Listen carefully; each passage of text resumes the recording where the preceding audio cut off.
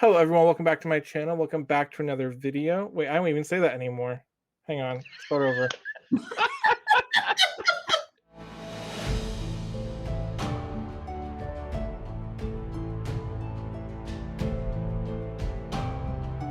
Hello everyone, welcome to my channel and welcome to the Fantasy Mad Lib Challenge. Today I'm joined with Andrew Wizardly Reads and Nico Book Reviews. This is a collaborative tag between some Prime members at the Wizardly Duo Discord. So we're going to link that down below. Go and check that out to discuss and have awesome conversations with us. This tag is all about finding your perfect fantasy group, mushing them all together. And if you like, we have an awesome story at the end that you can do yourself or just listen to ours. Either way works. We have 10 prompts. Each one of these is based off of a different sort of like class, usually kind of seeing like a D&D style story. Before we begin, don't forget to like and subscribe. Hit that bell notification so you always know when I'm posting new videos. And then head to Andrew and Nico's channels to do the same. Without further ado, let's hop right into the DAG with number 1. Our first prompt and character is a paladin. This is to choose a book with a righteous individual of high morale. I'll go ahead and start it off. I couldn't think of any character that has a higher morale that sticks to it than Uncle Iroh from Avatar: The Last Airbender. So I chose him as my paladin. See, I feel like that's just cheating. I feel like I use him for a lot of things. I mean, I can see it. I'm familiar. Yeah, no, enough to Uncle at least know Iroh who is that a great choice. I went with, I've got 2 people I could choose from this book. And I want to say I'm going to just spur of the moment choose Carrot Ironfountain. And Carrot is just awesome. He is very singular-minded. He believes in justice. He believes in the law. He believes in just so many things. Basically, he believes anything that Samuel Vimes believes in, but he's better at doing it. So yeah, I'm going to do Carrot Ironfountain. I went with kind of a different one too. So I like that we all stretched the lines on this, which that's the fun thing with the tag too, is you could fit a lot in. But I went with Snorri Ver Snagason from Prince of Fools, because he is a character who is just extremely devoted to his quest, and really follows it. And he's paired with a very immoral character, and he's constantly like bashing them and going against them and telling them they should act better. And so I thought he fit this pretty well. Moving on to number 2, we have our rogue. This is to choose a book with someone who uses daggers, steals, or wears a cloak. And I definitely had someone very specific in mind from the Brandon Sanderson universe, but I decided to go with someone else that I didn't really think of till the end. I'm glad I did eventually think of him. And I actually picked Wayne from the second Mistborn era. He likes to go around and he has a funny way of theft because he thinks as long as you give something, it literally can be anything, it's okay. So he'll steal your hat and like leave you a button and he thinks it's a fair trade. So I forgot about Wayne. Yeah, I almost I haven't read Era 2 I was in like a long looking time. through like my whole Sanderson shelf and I was just like, obviously there's Vin or Kelsier, and I just saw the second era and I was like, oh hell yeah, I gotta do Wayne. Well, my pick is, of course, for my favorite book of all time, and that's going to be Matcham Cotham. And Matt is fantastic. He's got the dagger, he's got the sticky fingers, he's got the rogue. He will cheat you in gambling, and then he will try and take the ladies for a tumble in the hay. Matt is awesome, and he is the only person I could have picked. That's not true, but that's what I'm saying. I mean, there probably were others, but so see, I was thinking that Andrew was going to steal all my answers in this one, and then when you said something in Brandon Sanderson, I'm like, are you kidding me? Did you steal my answer for this? So it was like I didn't have a backup for this one, but I actually went out of my way to make sure we didn't have the same answers. Like I'm like, okay, because Nico read this book. Probably that's all you did was just like not pick the answers you think the other person was gonna pick. That's kind of what I did. But see, now I'm tempted. I kind of wish I would have picked Tasselhoff for this question because I was just thinking of like the stealing thing. But I picked, and I grabbed this one because the novella's in here. I picked Lift from the Stormlight Archive just because I thought that would be a funny answer that nobody would think of because she's constantly stealing things. Very sticky fingers while also being slippery. So doesn't fit the dagger or the cloak so much, but I thought I'd just latch onto the stealing things and go with Lift. and edge dancers in Arcanum Unbounded. So that's why I grabbed that book. So I think that's a perfect answer. I think it's a great choice, and I wouldn't have thought about Lift. that's why I was trying to go a little outside the box, so that Lift we'd all never have even different entered my answers. mind. Speaking of out of the box, next is number 3, our warrior. This is to choose a book with someone who uses a bladed weapon or a leader in combat. And again, trying to stay away from Sanderson, I actually picked. Oh my god, hang on. I actually picked Obi-Wan Kenobi, and I got Master and Apprentice for one of the Star Wars books because Obi-Wan is in it. And I was like, yeah, he uses the lightsaber, and he is a commander of armies. This is true. I wouldn't Well, have thought of that either. My answer isn't quite Obi-Wan Kenobi, but this is a book I read last month and I absolutely fell in love with. And that is going to be Tisman from the Empire in Black and Gold. Tisman is a Mantis Kindon. So he's got like blades. He's got like, I picture him with like Batman gauntlets almost, but they're like bone. And then like he's also got like a blade that he can like flick out. And then it locks into place, and he's a weapons master. I don't know. Tisman's super cool. He's just like really just kind of really all he is an honor bound warrior, but he does it like kind of funny to the point where you're like, dude, come on, like there's more than battle. He's like, no, I'm gonna kill everything. All right, well, good choice. It's gonna be Tisman. So I tried to stick to just one per author, and so I did. And I picked the wrong cover for this, but I picked Outland Mandragoran from the Wheel of Time because not only is he a blade master, but he is the heir to a kingdom. I know, that's why I'm like, why didn't I grab Eye of the World? He's literally holding it with Lan on the cover, and I was really upset with myself about it. But it's Rand's on the front here. But I picked this book, I think, because I was thinking of a specific scene where Lan does a really one of my favorite fight scenes with him that was really fun. So great warrior, also a leader, even though he didn't really want to be. But that's who I picked for that one. My backup answer was actually Matt, but I didn't pick Matt because you picked him for the other one. Moving right on to number 4, we have Barbarian. Choose a book with someone who is gruff and uncivilized. And I was actually pretty proud that I picked this one because I feel like everybody uses this series for prompts, and I never do. But this time I am. I'm picking Logan Ninefingers from the First Law trilogy. I talk about this series so little, I forgot the series name. That is a very good answer for sure. Logan is a good answer. He didn't even enter into my mind. I picked somebody who's near and dear to my heart. Oh no! And I went with Severo. Like I've got him on my shelf. My boy Severo right here. Severo is just he does not fit the typical gold mold in the Red Rising saga. He wears like wolf pelts. He smells funny. He's got a red eye. He is just fantastic. He's a howler. Ow, ow, ow! Well, I went with Arlen Bales from the Demon Cycle because he doesn't start out super like uncivilized, but he becomes really uncivilized, and then he goes back to like the backwaters and starts talking all hickish and everything, and just like doesn't wear a lot of clothes, doesn't like eat properly, doesn't know how to react around people at all. So he starts as a kind of normal character and then very much turns into a very gruff, very uncivilized character throughout this book and series. So thought that fit pretty well. This sounds like me on Tuesday. I'm going to tell your wife not to let you get a bunch of tattoos all over your body, just in case. Well, I mean... It's too late! It's too late!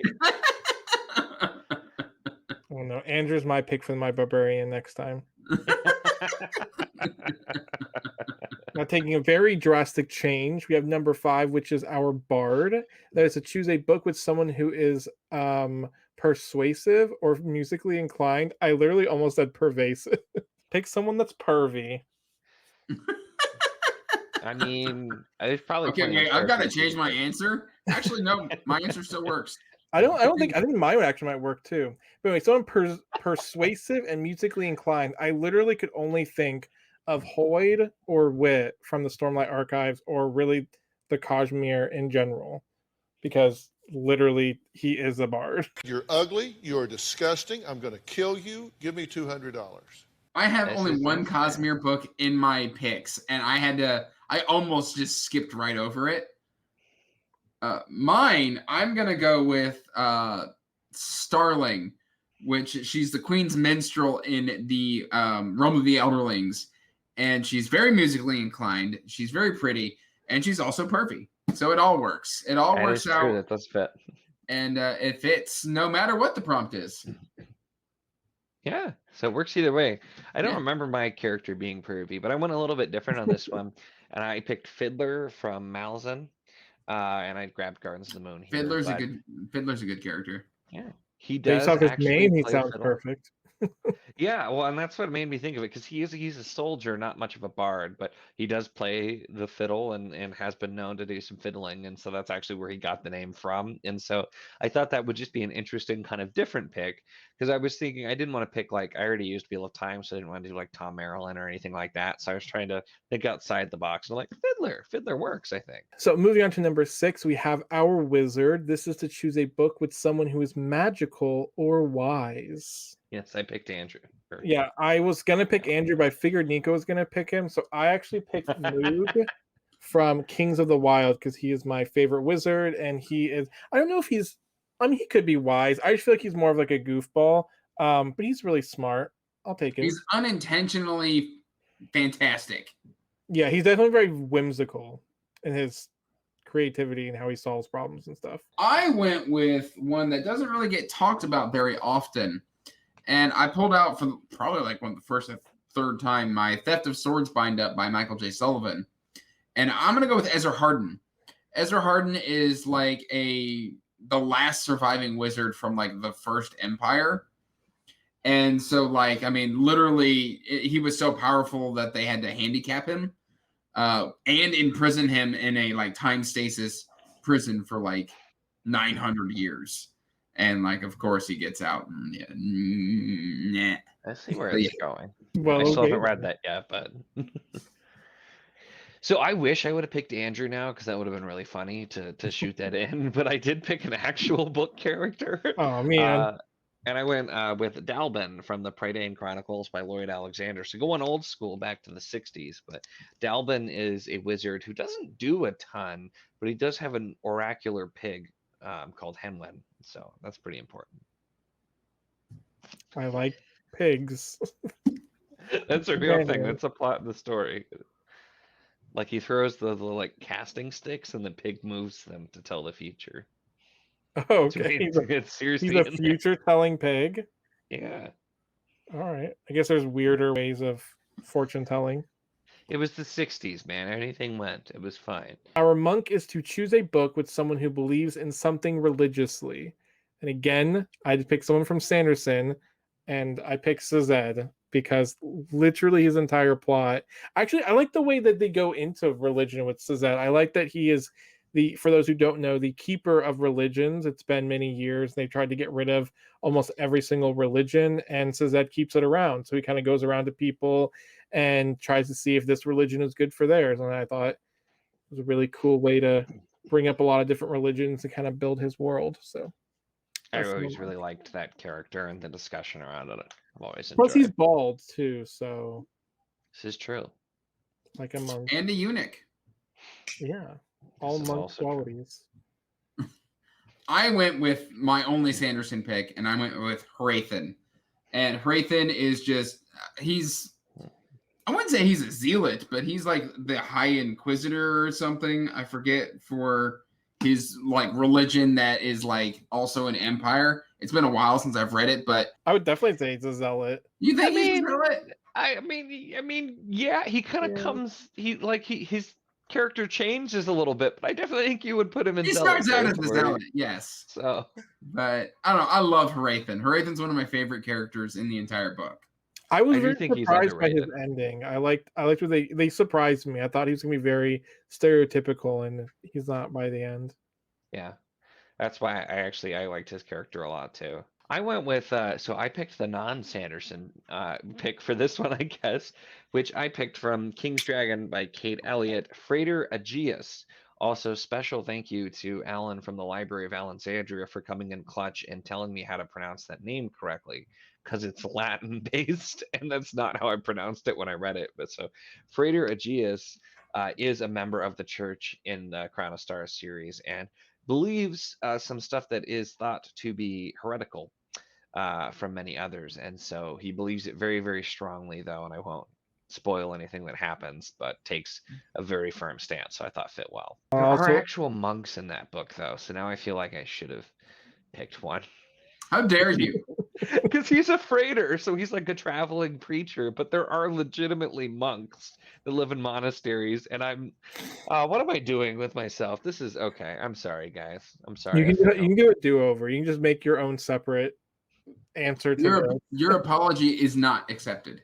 I mean, it's Crown of Stars. Nobody's gonna know who the character is anyway, so it's probably fine.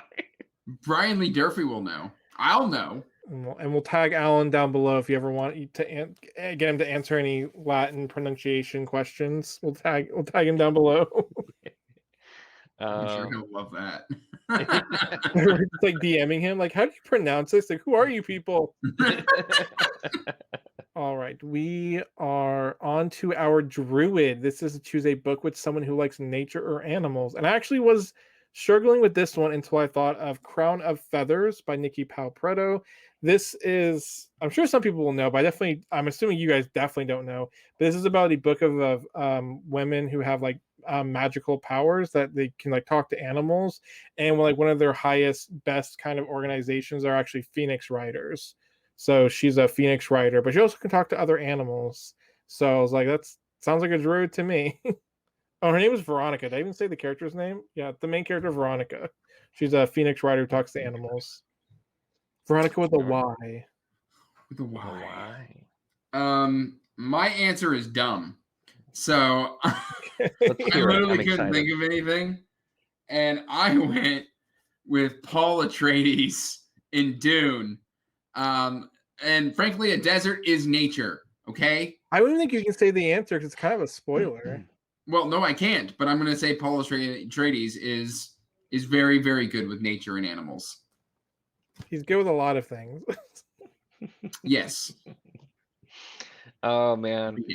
Love it. So on this one, I actually did think that Andrew was gonna pick the character that I picked, so I had a backup answer from Thomas Covenant, but I went with Benedict from the Dragonbone Chair by Tad Williams, because he is a troll who has an animal companion, is very big on nature, and is just like one of the greatest, like the great characters. I couldn't believe how much I just absolutely loved Benedict, so I thought he fit well for this category, and is just an awesome character. And I always want to talk about Benedict. I can't say his full name though. I'm not even gonna try. No, thank you. That sounds like a D&D character, a troll with like animal companions. That sounds like something someone would play. Well, it's they normally ride goats because they live in the mountains, but he rides a wolf. But it's like Bene Quegabenek is my best guess of how to pronounce. Proud of you for trying. Should we ask Alan how to pronounce it? So next is our ranger or hunter. This is to choose a book with someone who uses long-range weapons or a tracker. And I tried not to pick the obvious Aragorn, Lord of the Rings. Well, I'm picking Mal, and he's really supposed to be in the first 3 books, but I actually haven't read the Shadow and Bone series. This is like the spinoff series, Rule of Wolves. He's like mentioned in like the later books, but he's a tracker.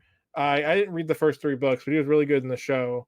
He literally tracks animals and people. So I am gonna go with my good boy Dath from Malice, Faithful and the Fallen. I could go with another character in here who also is basically just an older version of Dath, but I want to choose Dath because I like Dath, and I just like the friendship aspects and his character growth, and from where like, you know, because Dath is kind of like weak in certain aspects, but then like he finds his niche and like really embraces it. So I'm gonna go with Dath. So my pick, I don't actually have the book, but I picked From Nolan by Michael J. Sullivan Sefrin, just because she is a big part of her character is her use of the bow, and you don't get to see it a lot in the book, but it's definitely talked about, and it just there were some really cool scenes involving her and a very famous longbow. So that was kind of what I thought of. I went with the long range weapon one versus tracking. Lastly, we have our fighter. This is the one I struggle with the most. Choose a book with someone who is good at martial combat. I think we tried to specify fighting, but I guess kind of do your best because I struggled the hardest on this. I actually picked I don't know if it's Jean or Jean, Jean Tenon from The Lies of Locke Lamora. I think he fights with two daggers, but there's also a lot of like fights where he only fights with his hands, and he's supposed to be a really brutal like fighter. Or brawler, I guess. So I feel like he would really work even if he does use daggers. I think for a lot of his like bigger fights, I think he still works. He was like one of the main ones I could think of. It was really hard for me to think of someone who only brawls or like fights with his fists or anything. Yeah, my answer kind of works, kind of doesn't. Like in the book I'm about to hold up, like he's really low powered, but like the way the series works is he just kind of constantly powers up. And I don't know if like he doesn't necessarily like hit people in the face, but like he can. And I'm gonna use Wei Shi Linden from the Cradle series, and frankly, Linden is just awesome. He really just kind of wants to get stronger, but he's willing to pull anything that he needs to do in order to survive. So that means if he's got to pull a dirty trick, he'll pull a dirty trick. If he's got to punch you in the gonads and run away screaming like a little girl, he will do it. That's our fighter. That's what we want to hear.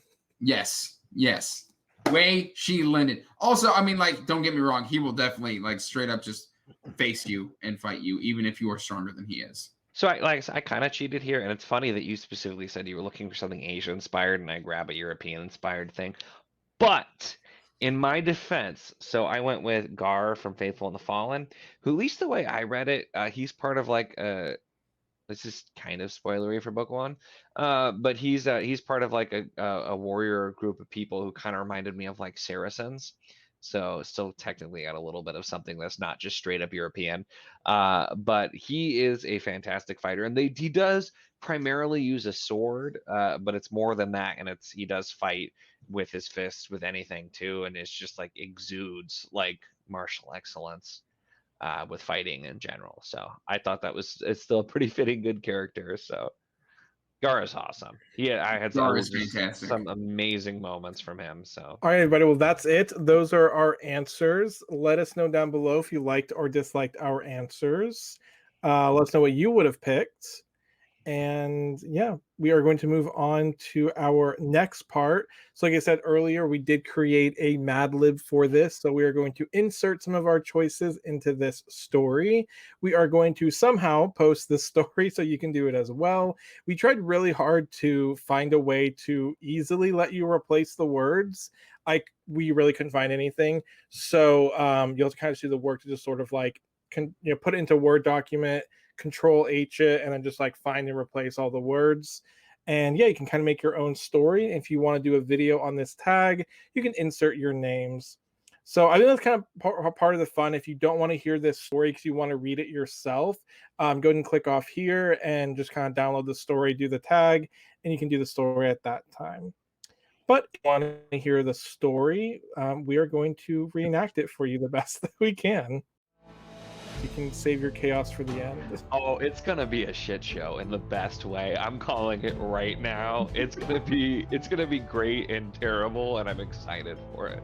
I didn't realize I had two in a row. I'm sorry, I completely messed that up. I forgot who the fighter was too. Oh, it's highlighted in green. Yeah, I messed it up.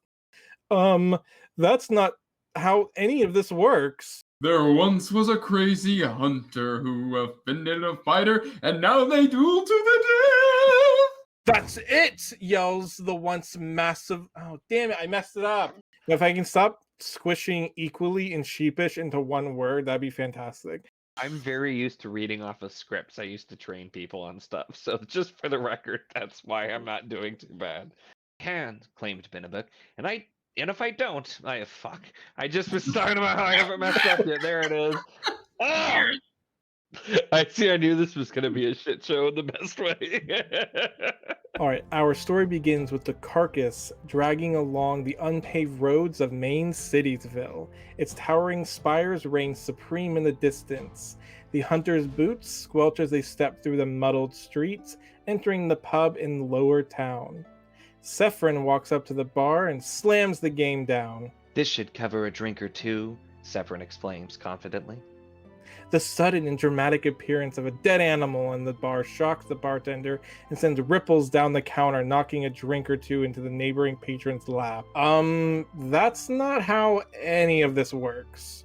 The stunned bartender manages to stumble out. Before Sephron can reply, a hand closes around their shoulder. It's the other patron, Lyndon, the remnants of their spilt beer dripping off their tunic onto the floor. You dishonor me. Now we must duel. The bartender grows further concerned. Now, wait just a minute. You're on, accepts Sephron. Music strums from a nearby bard. Starling, a melodic voice sings. There once was a crazy hunter who offended a fighter, and now they duel to the death! Wait, death? Asks the hunter, shocked. Finally, the fighter says as if he's been waiting for a challenge like this all his life. Now, understanding the hunter's hesitation, the fighter swings. The hunter dodges, and after a cartoon display of dodging and swinging, the bar is in shambles. The glass is broken, and still no deaths. That's it, yells the once measly bartender, now grown to the height and size of a mountain bear. He grabs both Sephron and Lyndon by the collars and gets right in their face. You two will pay for this, or you're both dead. But I don't have any money, stutters the frightened hunter. She looks at the fighter, who looks equally sheepish, pulling out the insides of his pocket as nothing but lint and a button fall out. Well, you best get some, declares the bartender, reaching for his butcher knife. A whistle breaks the shaking terrors of Sephron and Lyndon.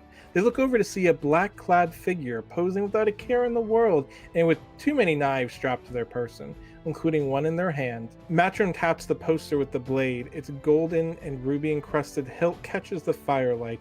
On the poster in large letter it says, "Massive Reward." You two looking for a job? Matron winks and smirks. Matron saunters ahead of Lyndon and Sephron as they enter the great hall of the King of Maine Citiesville. Tissaman lounges on a massive throne, so large they have room for themselves and all the trophies they've earned over the years. We've come for the quest, announces the rogue. Without looking up, Tissaman examines their nails while pointing the file at a corner of the massive hall. Matt, Lyndon, and Sephron look to a mishmash of a variety of characters. One, an imposing figure in a large robe concealing any number of mysterious things, fiddling with some bottles and potions. They wave and give a knowing wink. Their long, lustrous beard flows majestically, unsure if it's fake or real, but it sure is glorious. The name's Dalbin. They step forward, announcing themselves. The second figure seems to be keeping a couple paces from the magician, but steps forward in greeting. There are telltale soot marks where Frater's eyebrows used to be, perhaps not so mysterious why they are keeping their distance.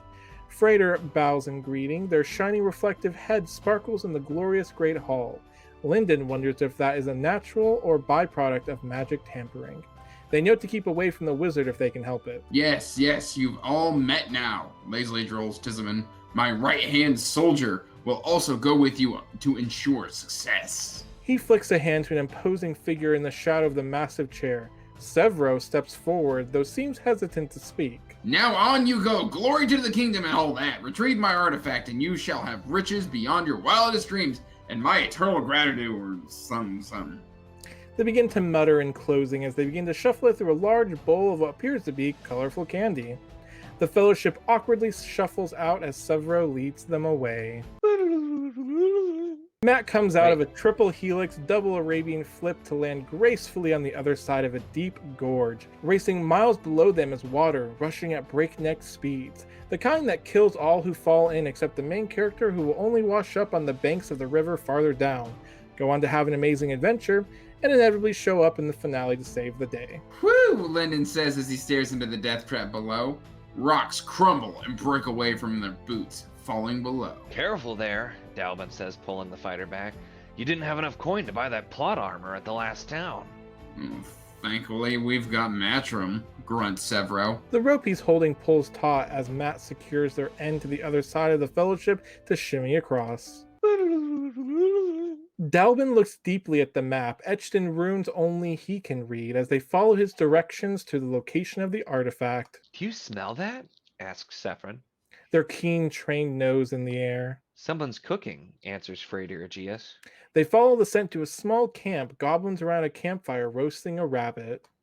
Oh, look! Points Matrim. A cage houses a druid. They are huddled up, head to their knees. Matt smiles wickedly as they pull out a contraption with 50 different pointed metal shapes. Lyndon's eyes light up with joy. Ooh, a skeleton key. I used to have one just like that. Till it was stolen one night when I was sleeping. I missed that thing. Matrim is at a loss for words. Tough luck. I'm gonna go break that guy out, though. They add quickly before the rogue and Sephron sneak off to the cage. What's that noise? The hunter asks as they get closer. Sounds like sobbing? The rogue replies, and sure enough, as they get closer, Benedict is in full tears, bawling their eyes out. Oh no, don't be like that. It's okay, we'll get you out. Coos Sephron. It's not that. Benedict replies, pointing a finger toward the fire. They're cooking my bun. You're what? Matrim questions? Sephron grabs the rogue's face and directs to the campfire where a rabbit is on a spit rotating over a fire. Your bun. My bun.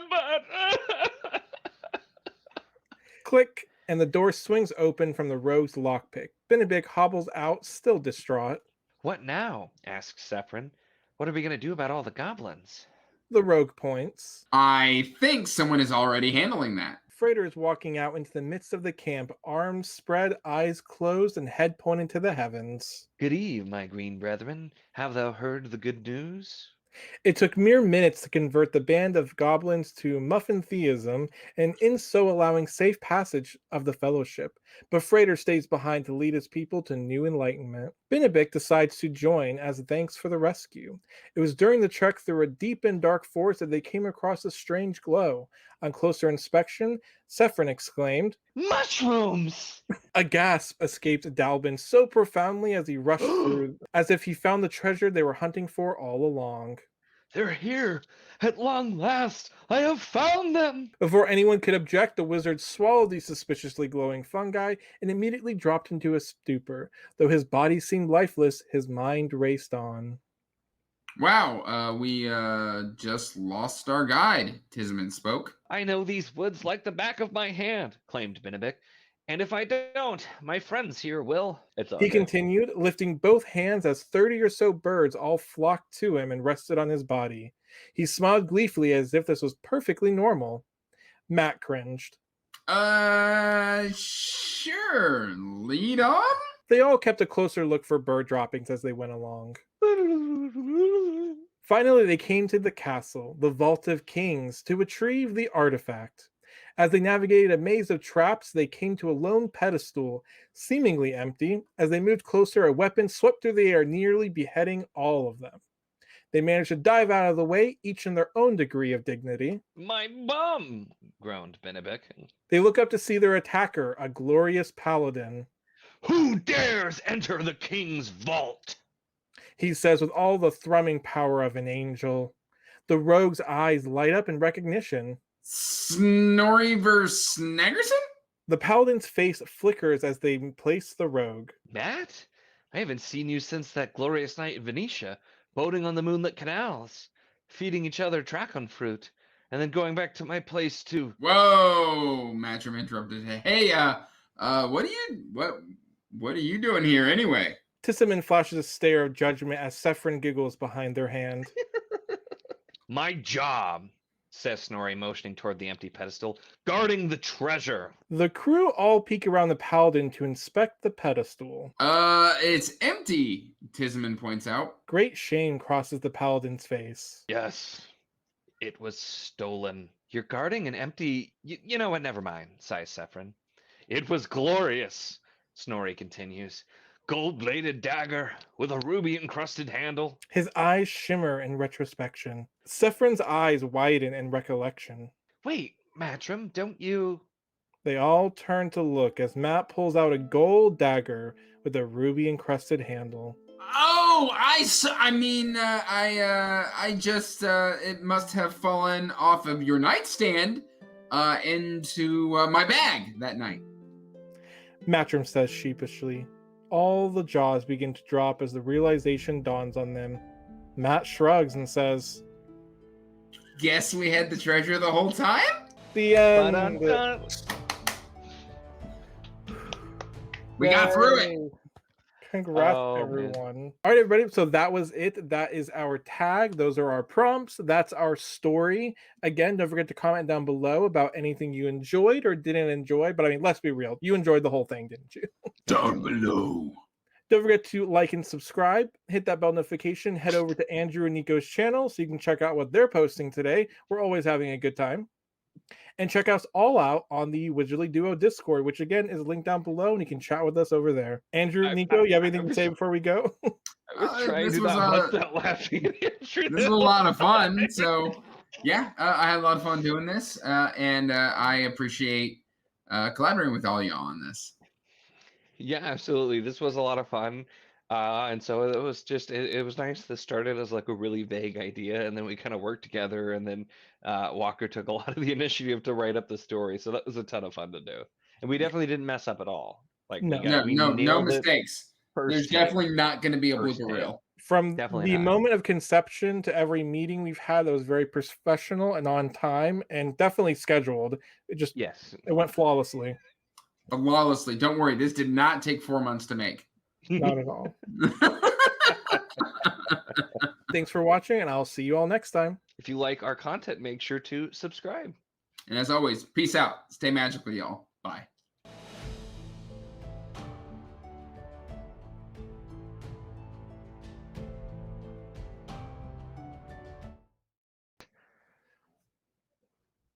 Finally, the fighter says, as if he's been waiting for a challenge. I didn't realize I had 2 in a row. I'm sorry, I completely messed that up. I forgot who the fighter was too.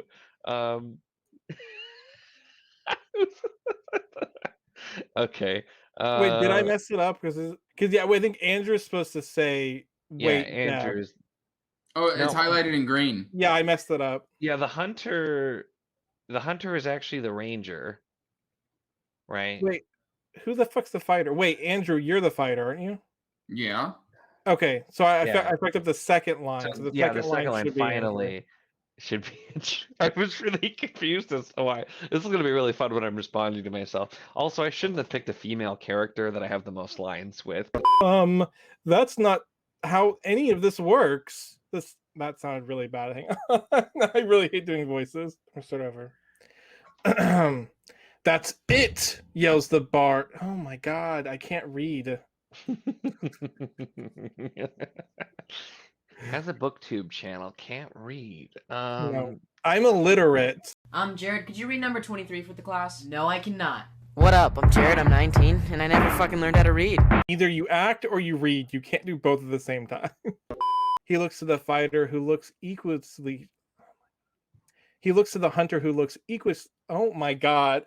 If I can stop squishing equally and sheepish into one word, that'd be fantastic. That's what I keep trying to say. I keep trying to say equishly. Yeah, equipishly. I like that. Yeah, okay.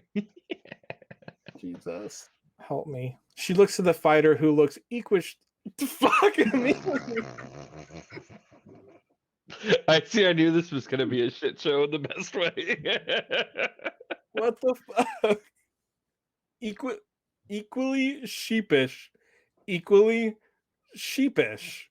I want to change the whole script because I can't say that together. Sheepishly equal. Yeah, sheepishly equal. Yeah, you're on. Well, you best get some. Matron taps the poster with the blade. It's golden hilt and ruby encrusted. What the fuck?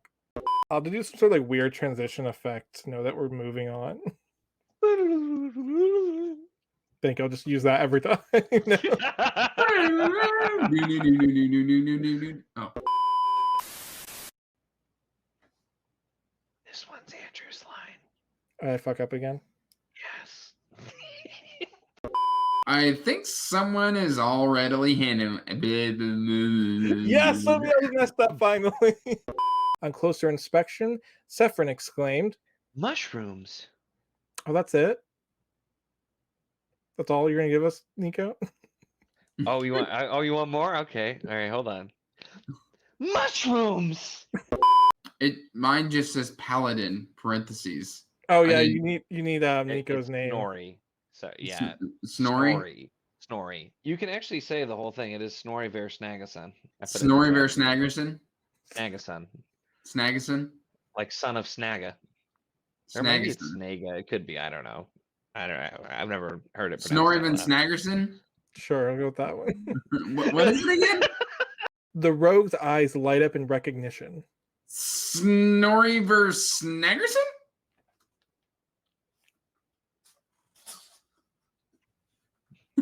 I think it's fine. Yeah, it's I fine. just love the way it almost sounds like you said it, like not as in like you're surprised to be seeing him, but you just can't remember his stupid fucking name.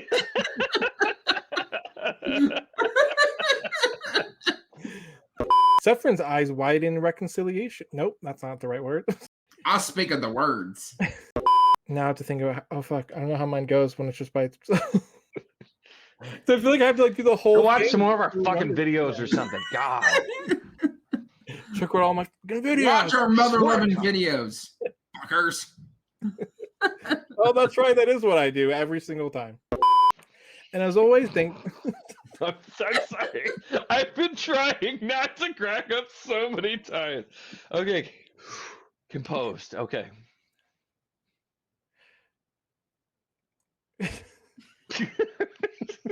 That was you first. I'm just saying.